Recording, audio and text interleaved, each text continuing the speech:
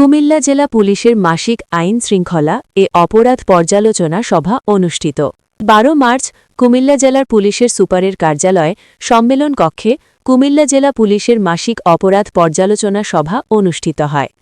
সভায় অতিরিক্ত police super crime and ops Pankaj Barua মহোদয় সঞ্চালনায় এবং সভাপতিত্ব করেন কুমিল্লা জেলার police super Mohammad Anisuzzaman PPM. অপরাধ সভায় পুলিশ সুপার মহোদয় আসন্ন ত্রয়োদশ জাতীয় সংসদ নির্বাচন নির্বিঘ্নে করার লক্ষ্যে বিভিন্ন দিক নির্দেশনা প্রদান করেন। কুমিল্লা জেলার আইনশৃঙ্খলা পরিস্থিতি, অস্ত্র ও মাদক উদ্ধার, ট্রাফিক ব্যবস্থাপনা, সাইবার ক্রাইম, গ্রেপ্তারি পরোয়ানা তামিল, স্পর্শকাতর মামলাসমূহের অগ্রগতি, জেলার গোয়েন্দা কার্যক্রম জোরদার সহ বিভিন্ন বিষয়ে আলোচনাপূর্বক সংশ্লিষ্টদের প্রয়োজনীয় দিক নির্দেশনা প্রদান করেন।